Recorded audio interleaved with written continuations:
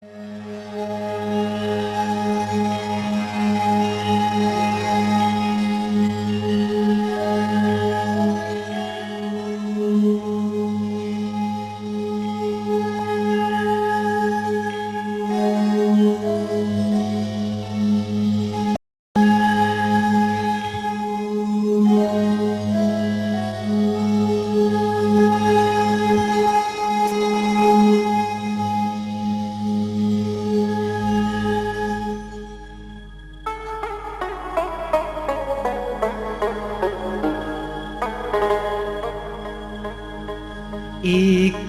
ही नूर से हुक्म हजूर से सारी सृष्टि साजी, भाई पंडित काजी। एक ही जात है, एक ही जात है, एक ही जात है,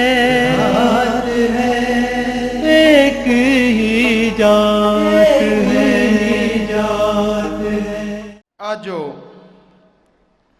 अभी अभी आपने शब्द सुना, भजन सुना, उस पे सत्संग हो रहा है जी। गड्डी मौत को कहा गया है कि एक दिन मौत ने आना जरूर है। चाहे कोई शूरवीर है, योद्धा है, पीर, पैगंबर, अवतार, गुरु, महापुरुष, हर कोई मालिक के इस कानून को मानता है, बदलता नहीं।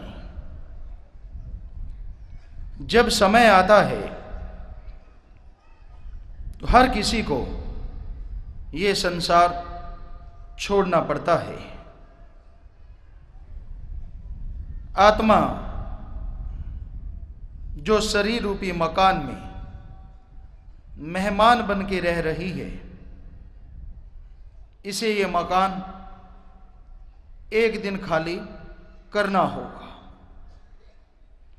वो समय कब आएगा, किस जगह पे आएगा, ये किसी को नहीं पता होता, पर यह समय निश्चित होता है।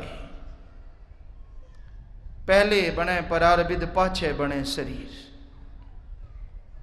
पहले वो विधि, वो तरीका मौत का जो आने वाला है वो लिख दिया जाता है, शरीर का निर्माण फिर होता है। तो भाई, समय कहां आएगा, किस जगह पे आएगा, यानी मौत के रूप में उस मालिक को पता है। ओम हरि अल्लाह वाहिगुरु गॉड, नाम अनेक हैं, वो एक है। उसको मालूम है सब कुछ, क्योंकि उसने सब कुछ बनाया है। तो समय आना जरूर है, पर पता इंसान को नहीं। मारे राखे आपे आप, मानस के कछु नाही हाथ। उस मालिक के हाथ में है सब कुछ। मालिक ने सब कुछ बनाया है, वो बनाता है, जन्म देता है, और समय अनुसार वापस बुला भी लेता है। पर जाने का ढंग अलग अलग हो जाता है। जो मालिक को याद करते हैं, उस मालिक की भक्ति, इबादत, सच्ची याद में समय लगाते हैं, नाम का सुमरन करते हैं, कलमा सच्चे दिल से अदा करते हैं, तो जब वो संसार छोड़ने लगते हैं, यानी उनकी मौत आने लगती है, तो वो पहले से बता देते हैं, मैंने फलां समय पे, फलां जगह पे अपने मालिक के साथ चले जाना है। और जब वो शरीर छोड़ते हैं तो यूं लगता है जैसे सो गए हों, एक पल में जैसे अपने कपड़े उतार देते हैं पुराने, नए पहन लेते हैं, ऐसे ही भक्तजन शरीर छोड़ के चले जाते हैं। लेकिन जो उसे याद नहीं करते, मालिक की भक्ति नहीं करते, उन्हें अपनी मौत का पता नहीं चल पाता। और जब वो समय आता है तो बुरी तरह से तड़फती है आत्मा। यानी जब मौत का सामना करना पड़ता है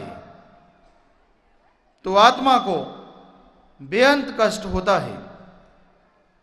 इस बारे में हिंदू रूहानी फकीरों ने लिखा है कि जैसे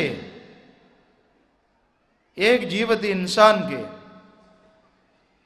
सैकड़े बिच्छू डंक मारे, वो मरे ना, पर उस जहर से जितना वो तड़फेगा उतना दुख आत्मा को जब शरीर छोड़ती है तब आता है।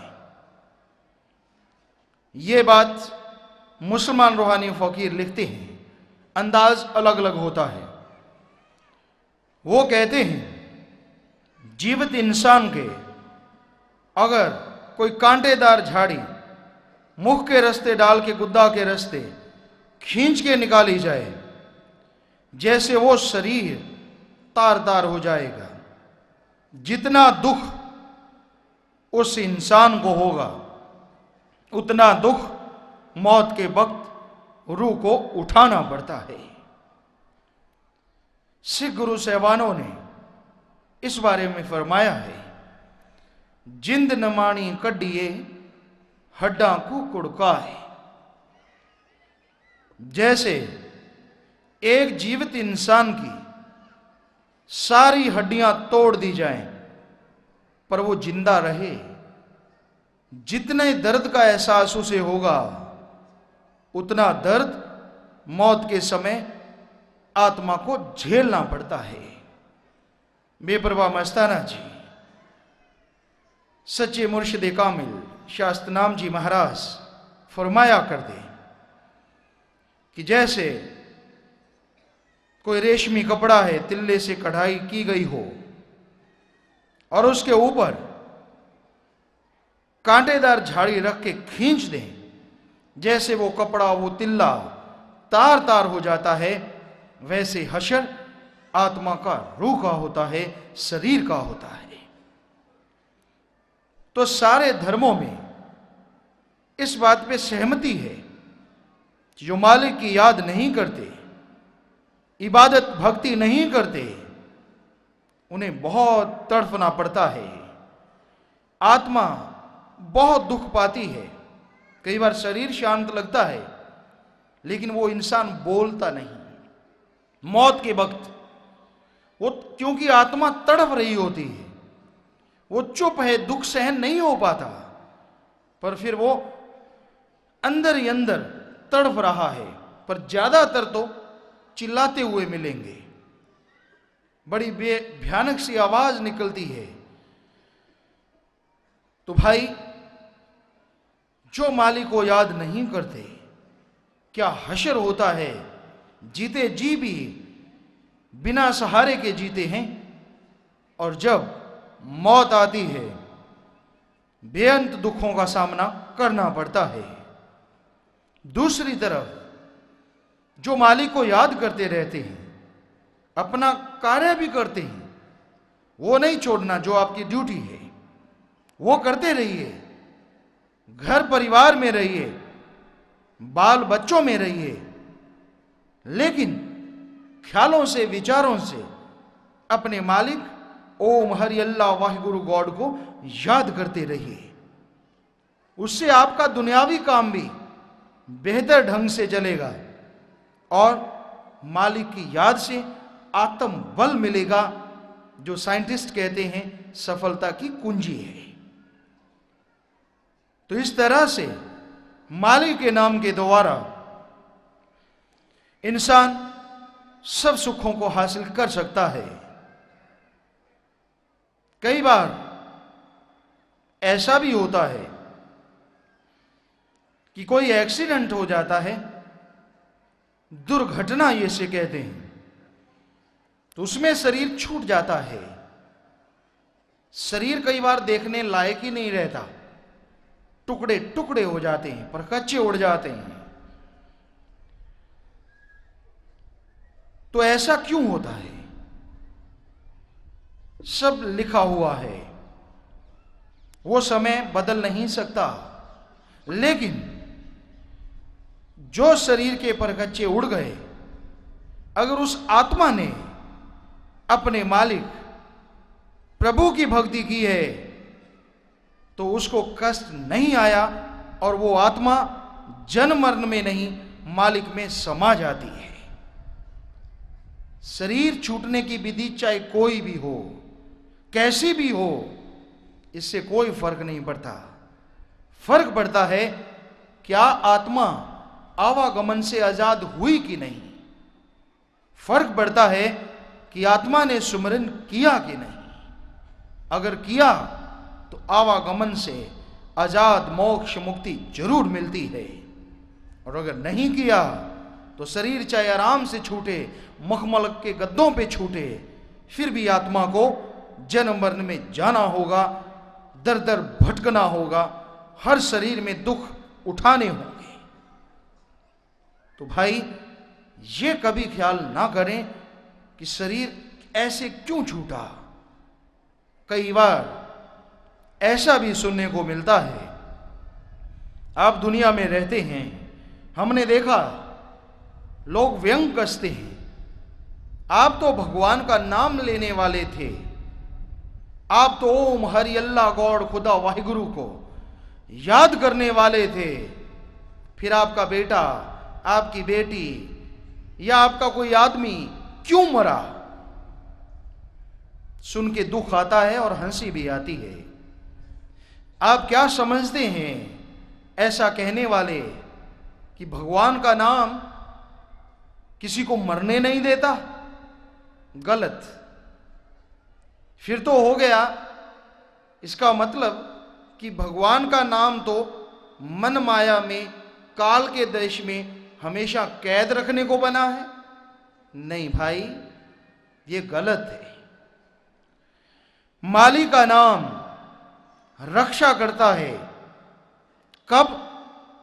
जब कोई आपका मौत जैसा कर्म हो, आपके हाथ पैर टूटने हो, चारपाई पे ही पड़े पड़े आपने तड़फते रहना हो, पर आपने मालिक का नाम जपा, निरंतर भक्ति की, इबादत में, उसकी याद में समय लगाया, तो आपका वो भयानक कर्म जो सूली के मानिंद था, सूली के बराबर था, वो एक कांटे में बदल जाता है। ये तो संभव है मालिक के नाम के द्वारा। वैसे सुमरन का अगर इंसान पक्का हो, मालिक की याद में समय लगाता है, तो ये सच है, उसके लिए असंभव कुछ भी नहीं। मालिक कुछ भी कर सकता है, लेकिन जब उसको मंजूर हो। ये नहीं कि मालिक का नाम लिया और वो ये दुनिया से जाएगा ही नहीं। आप निगाह मारें, कितने पीर पैगंबर हुए, अवतार हुए, गुरु महापुरुष हुए, संत फकीर हुए, योद्धा शूरवीर हुए, पर आज वो हमें नजर क्यों नहीं आते? जब समय आता है आखिरी तब्दीली का, मौत का, तो हर किसी को संसार छोड़ना पड़ता है। मालिक के भगत संत फकीर उसकी रजा में रहते हैं, रजा को बदलते नहीं, रजा को तोड़ते नहीं। तो भाई जाना पड़ता है सबको, तो आप रोए ना, परेशान ना हो, ज्यादा दुख ना मनाएं अगर आपका कोई संसार छोड़ के चला गया। आप मन को समझाएं सुमरन के द्वारा और इतिहास की गवाहियों के द्वारा कि जब इतने बड़े बड़े महापुरुष जो मालिक के दर्शन करता ही नहीं करवाने वाले भी थे, जब वो दुनिया छोड़ के चले गए तो आम इंसान क्या यहां रुक पाएगा? जब वो रजा को मानते हैं तो अगर वो किसी को नाम देते हैं तो वो कैसे कहेंगे कि तूने इस दुनिया से जाना नहीं? जाना है इस दुनिया से सबने, पर बारो बारी। वो समय कब आएगा और कैसे आ जाना है ये पता नहीं है। इसलिए संतों ने कहा आने वाले समय का फिक्र मत करो, गए हुए समय के लिए रो मत, जो समय आपके पास है उसे गवाओ मत। जो आपके पास समय है उसकी कदर करो, उसकी कीमत पाओ, सच्चे दिल से मालिक को याद करो और परमार्थ में समय लगाओ। अरे स्वार्थ में तो पशु भी जी रहे हैं, पक्षी भी जी रहे हैं, कीड़े मकोड़े सब स्वार्थ में ही तो जी रहे हैं। मालिक ने परमार्थ करने के लिए हे इंसान तुझे बनाया है। अच्छे नेक कर्म कर, मालिक को याद कर, ताकि यहां भी दोनों जहां की खुशियां हासिल कर सके और जब ये संसार छोड़ना हो तब भी तू हंसता हुआ जाए, दुनिया तेरे लिए आंसू बहाए कि ये बहुत नेक, बहुत अच्छा फरिश्ता इंसान था। पर ऐसा कुछ मत कर कि लोग तेरे जाने से राहत महसूस करें कि अच्छा हुआ ये कलंक मिट गया। बुरे कर्म मत कर भाई, बुरे कर्म करेगा तो समाज में कोई इज्जत से तेरा नाम नहीं लेगा। अरे तेरा ही नहीं, तेरी आने वाली पीढ़ियों को भी लोग इज्जत सत्कार नहीं देंगे, गलत निगाह से देखेंगे। इसलिए जीना तो सबने है, पर कुछ ऐसा कर जाइए कि आपका नाम दोनों जहां में अमर हो जाए। ऐसे अच्छे कर्म करो, परमार्थ करो, सबका भला करो, ताकि लोग अपने बच्चों को आपका उदाहरण दें कि बनना है तो फलां शूरवीर, योद्धा, नेक पुरुष, समाज सुधारक या संत फकीर जैसा बन, ना कि कोलू वाला बैल बन। आज ज्यादातर इंसान माया के लिए जी रहे हैं और माया के लिए मर रहे हैं। कोलू वाले बैल की तरह रुपया कमाने में लगे हैं। क्या इसका कोई छोर है, किनारा है? हमें तो नजर नहीं आया। आप के पास कम रुपया है, आपकी निगाह में है लाखों बना लें। जिनके पास लाखों हैं उनको होता है करोड़ों बना लें, और जिनके पास करोड़ों अरबों हैं उनका भी ख्याल भरता नहीं। वो भी और कमाने के चक्कर में सारा समय लगा देते हैं और एक दिन ये संसार छोड़ के जन्म मरण में उलझने चले जाते हैं। तो हे इंसान, जीने के लिए जरूरी है, कमाना जरूरी है, रुपया पैसा कमाइए।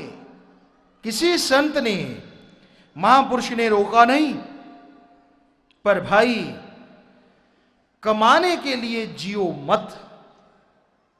जीने के लिए कमाओ जरूर, और जो कमाई करनी है वो खून पसीने मेहनत की कमाई हो, हक हलाल की दसा नौआदी किर्त कमाई, हार्ड वर्क करके कमाओ। ठगी, बेईमानी, रिश्वतखोरी, भ्रष्टाचार इस तरीके से कमाते हो, ना हिंदू धर्म, ना सिख, ना ईसाई, ना इस्लाम इस बारे में सहमत है। वो सारे कहते हैं ये पाप है, ये मुर्दार खाने के समान है। तो भाई, जब इस दुनिया से जाना है और साथ कुछ भी नहीं ले जा सकोगे, ना आज से पहले कोई ले जा सका और ना आप ले जा सकोगे। ये शरीर जिसके द्वारा आपने सब कुछ बनाया है, सब कुछ इकट्ठा किया है, एक समय आएगा तेरे अपने जिन्हें तू बेटे कहता है, चिता पे रख के तुझे जला देंगे या धरती में दफना देंगे। हे इंसान, जब ये शरीर तेरे साथ नहीं जाएगा तो इससे जो ताल्लुक रखते हैं, इससे जो संबंध रखते हैं, वो पदार्थ, वो वस्तुएं तेरे साथ जाएंगी, इसकी उम्मीद तू करता कैसे है? तेरा धन दौलत, जमीन जायदाद, कोठियां, बंगले, बगीचे यहीं पे बन रहे हैं और यहीं पे छोड़ के तुझे जाना होगा, चाहे तू माने चाहे ना माने। अरे भाई, और तो क्या तेरे साथ जाएगा, तेरे अच्छे कपड़े भी उतार लिए जाएंगे। हमने अपनी आंखों से देखा है, ये एक प्रथा है, रीत है कि नहलाया जाता है मुर्दे जिस्म को। जब आदमी मर जाता है तो नहलाते हैं, बहुत से धर्मों में देखा।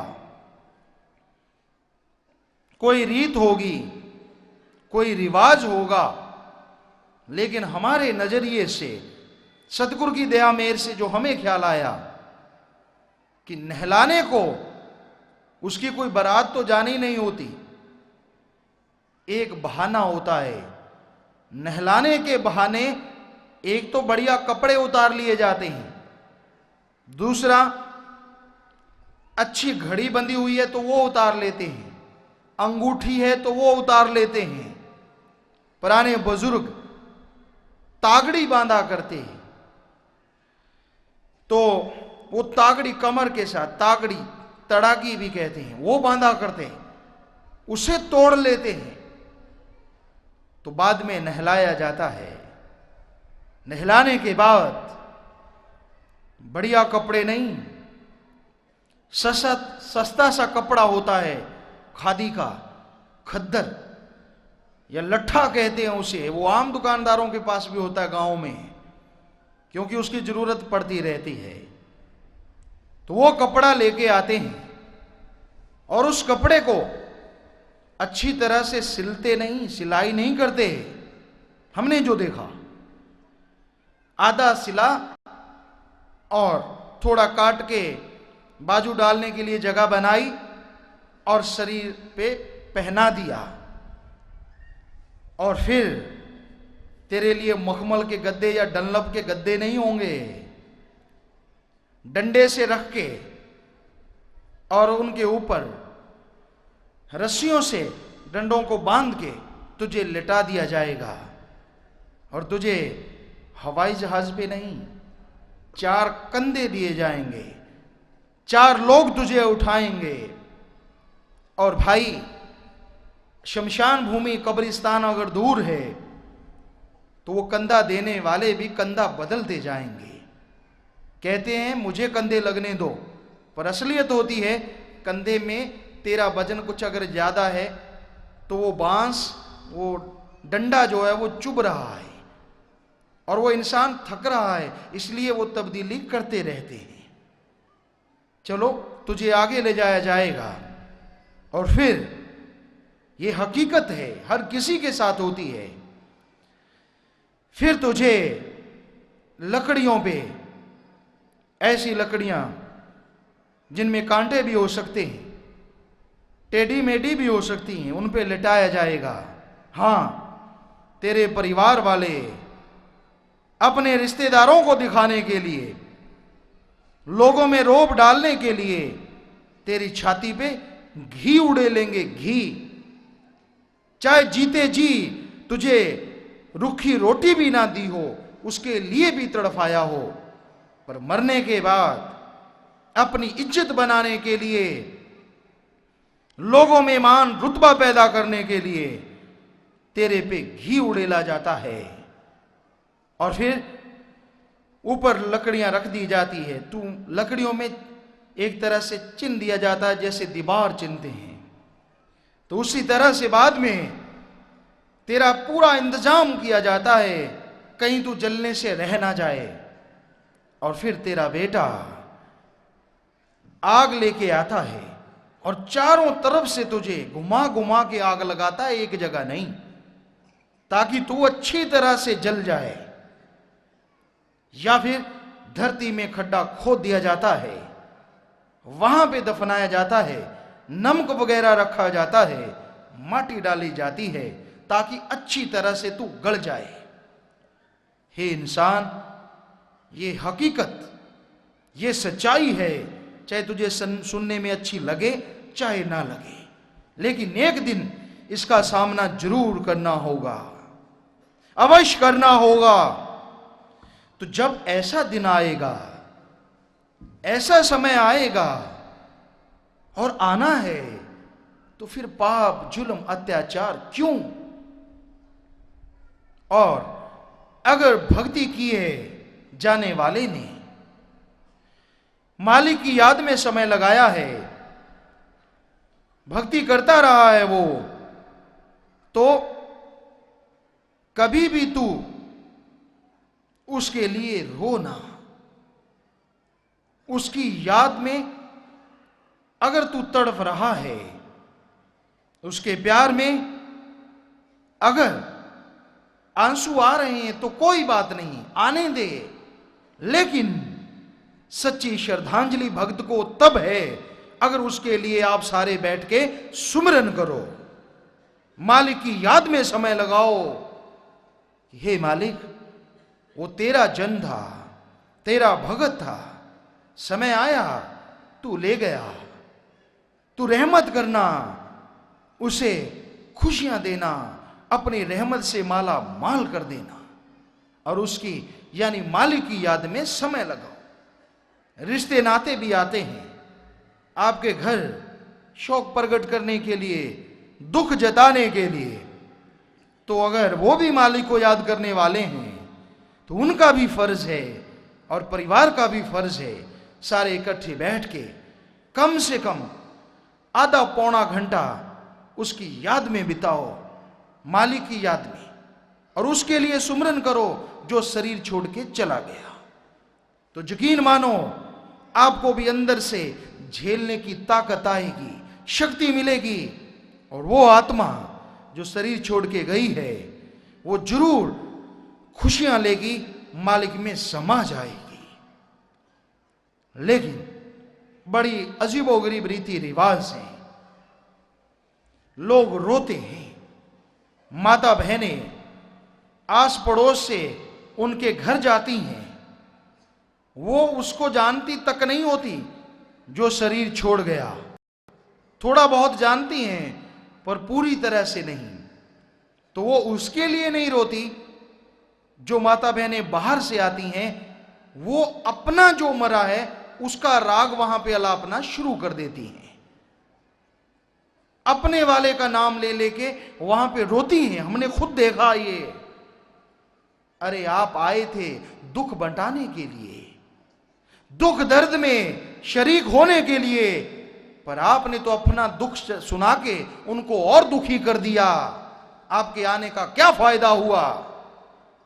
अगर आप किसी के यहां जाते भी हैं तो थोड़ी देर अगर आंसू आते हैं तो उस जाने वाले की याद में आए, ना कि कहीं और अपना कोई किस्सा छेड़ के बैठ जाएं आप, और फिर आप उनको ज्ञान दें। एक सत्संगी माता बहन का यही फर्ज है, और भाई बुजुर्ग का भी, कि वो उनको ज्ञान दे कि सब ने एक दिन जाना है। भक्ति करके जो जाते हैं उनका तो अगले जहां में भी देवी देव बड़े बड़े सिंहासन छोड़ के फूल बरसाते हैं, जय जयकार करते हैं कि धन्य है ये रूह, ये आत्मा जो काल के देश में रहते हुए मालिक की भक्ति करके प्रभु को याद करके जा रही है, आवागमन दुख क्लेश मिटा के जा रही है। धन्य है ये रूह, धन्य है। तो उसका नाम जो भक्त मरा दोनों जहां में अमर हुआ, आप रोके या यूं और कोई ढोंग पाखंड करके उसके नाम को बट्टा ना लगाएं, बल्कि जैसा आपको बताया उसकी याद में मालिक का नाम जपें, प्रभु से प्रार्थना करें। यह सच्ची श्रद्धांजलि होगी, सच्चा दुख में शरीक होना होगा। तो भाई जाना सबने है, पर जैसे आपको बताया कि अगर मालिक का नाम लिया जाए, भक्ति इबादत की जाए, तो शरीर कपड़े की तरह उतर जाता है। हजारों सत्संगियों की मिसाल है जिन्होंने बता दिया कि हम इतने बज के इतने मिनट पे शरीर छोड़ेंगे। डॉक्टर साहबानों ने चेकअप किया, कहने लगे बिल्कुल नॉर्मल है, लगता तो नहीं। लेकिन जब वो समय आया, उन्होंने अपने मालिक को याद किया, ऊपर चद्दर ली, और जब डॉक्टर साहबानों ने चेक किया तो शरीर खाली था, कुछ भी नहीं था उनके अंदर। पर यह हर कोई नहीं बता सकता। जो प्रभु की भक्ति सच्चे दिल से करते हैं, जो सच्चे मुर्शिद कामिल से मिल जाते हैं और उसके वचनों पे अमल करते रहते हैं, जिंदगी भर भलाई नेकी करते हैं, नाम जपते हैं, वो जरूर मौत का समय आने से पहले मौत का समय बता जाते हैं। हर कोई नहीं, पर जिसने भी नाम लिया, मालिक को याद किया, वो दुनिया में भटकता नहीं। ये सच है, वो आत्मा भटकेगी नहीं। तो भाई जैसे रेलवे स्टेशन पे लोग इंतजार करते हैं कि गाड़ी आएगी तो चढ़ जाएंगे, तो मौत आएगी जरूर, वो गाड़ी आएगी जरूर। जिन्होंने टिकट कटाई है आराम से सीट पे बैठ जाते हैं, बुकिंग करवाई है तो आराम से लेट जाते हैं। लेकिन बिना टिकट के अगर कोई सवार हो जाता है, तो अगर सही बात हो तो वो पकड़ा जाए तो उसे कैद भी होती है और जुर्माना भी। वैसे ही मौत रूपी ट्रेन गाड़ी आएगी, राम नाम की टिकट, अल्लाह की इबादत की टिकट, कलमा, गॉड्स वर्ड्स शब्द, यानी ये टिकट अगर खरीद रखी है तो आपकी बुकिंग हो गई। आराम से जाएंगे मालिक की गोद में बैठ के। और अगर टिकट नहीं खरीदी है तो भाई इस दुनिया में, यानी दुनियावी गाड़ी में शायद ले दे के काम चल जाए। टिकट नहीं ली तो मुझे 50 रुपए दे दे, तुझे उतार दूंगा, हो सकता है ऐसा हो जाए, होता है। लेकिन उधर मालिक की तरफ 1% भी ऐसा नहीं। फिर अगर तूने टिकट नहीं कटवाई तो जैसे तूने कर्म किए, जैसा तेरा जीवन रहा, उसके अनुसार तुझे जुर्माना होगा, सजा होगी। और वो सजा यहां दी जाती है, उस जगह का नाम है नरक, दोजख। और अगर अच्छे कर्म किए तो भी थोड़ी बेड़ी बदल जाएगी, बंधन बदल जाएंगे। नरक में वो बंधन लोहे के हैं और स्वर्ग में सोने के मान लो। रहना होगा वहां, खुशी होगी कुछ देर के लिए, लेकिन असली सजा यानी जो कैद है वो खत्म नहीं होगी बिना टिकट वाले की। यानी उसे जन्म मरण में उस आत्मा रूह को भटकना ही होगा, जन्म मरण की कैद में बंदी बन के रहना पड़ेगा। तो इसलिए हे प्राणी, जाना सबने है, पर जाने से पहले आगे का कुछ इंतजाम कर। जब तू मौत रूपी गाड़ी पे सवार हो, तेरे पास टिकट हो, मालिक का नाम हो, उसकी याद हो, ताकि किसी कैद खाने में तुझे कैद ना किया जाए और आत्मा आनंद, खुशियां, लज्जत आगे मालिक के पास ले सके। कई बार कुछ बातें उठती हैं इस मामले में कि आत्महत्या हो जाती है, क्या वो भी निश्चित होता है? नहीं। सभी संतों ने, महापुरुषों ने इंसान को खुद मुख्तियार बताया, और ये अगर खुद अपनी आत्मा का घात करता है तो ये खुद महापापी है, आत्मघाती महापापी। कभी ऐसा सोचो ही ना, सोच आ भी जाए तो मालिक की याद करो ताकि कभी दोबारा ना आए। तो जो मालिक का नाम लेते रहते हैं, प्रभु की भक्ति करते हैं, अगर वो आत्महत्या कर ले तो भाई आत्मा भटकेगी नहीं 84 में, ये तो सही है। पूर्ण सदगुरु मुर्शिदे कामिल ने जिसे अपनी तवज्जो से चेता दिया, मालिक का नाम दे दिया, वो आत्मा के बंधन उसी समय कट गए। लेकिन आत्महत्या की है तो आगे सजा उसकी जबरदस्त होगी, भयानक सजा भोगनी पड़ेगी आत्मा को। उसमें भी रिहाई का या सजा कम होने का चांस है, तरीका है कि उसके सारे परिवारजन उससे जो संबंध रखते हैं तो मालिक से प्रार्थना करके कि मालिक, उसने बहुत बड़ी गलती की है, भयानक गलती की है, पर तू दया का सागर है, रहमत का दाता है। हम उसकी याद में घंटा सुबह घंटा शाम को सुमरन किया करेंगे।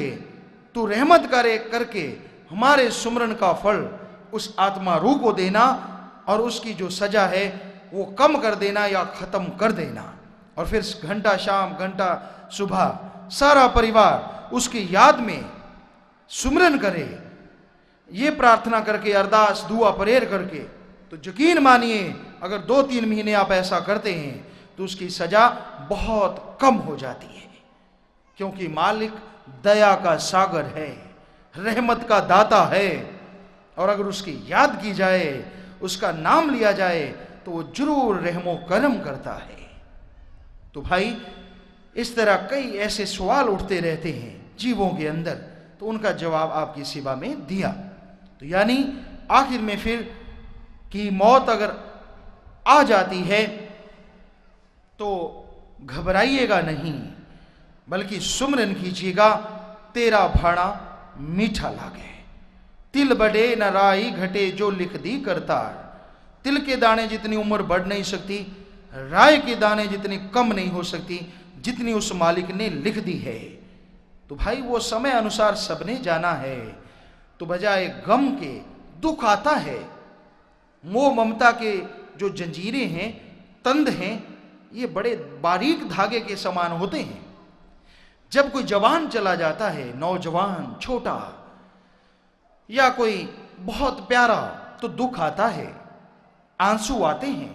हम उनको मना नहीं करते, रोइए, आंसू बहाइए, लेकिन उसके साथ साथ ख्यालों से उसके लिए, अगर आपको सच्चा प्यार है उनसे या था, तो उनके लिए सुमरन करें, मालिक से प्रार्थना दुआ अरदास करें, ताकि आपका किया गया सुमरन उस आत्मा की भलाई के काम आए। तो ये आपका सच्चा प्यार या उसके प्रति सच्चा प्यार दर्शाने का एक रास्ता है। तो भाई मौत आती है, आएगी और आती रहेगी, बहाने बदलते हैं, बदलते रहेंगे, लेकिन जो नाम लेवा हैं, भक्त जन होते हैं, उन्हें कभी मौत से घबराना नहीं चाहिए, सुमरन करते रहना चाहिए, नेक कर्म करते रहना चाहिए और मालिक का नाम लेते रहना चाहिए, ताकि इस जन्म में जो कर्म है, संचित कर्म या आपके इस जन्म में जाने अनजाने में हुए पाप कर्म, वो खत्म हो जाएं और आपकी आत्मा पाक पवित्र होके मालिक में समा जाए। इस तरह से आप आनंद खुशियां ले सकते हैं, मौत का सामना कर सकते हैं। एक ही नूर से हुक्म हजूर से सारी सृष्टि साजी, भाई पंडित काजी।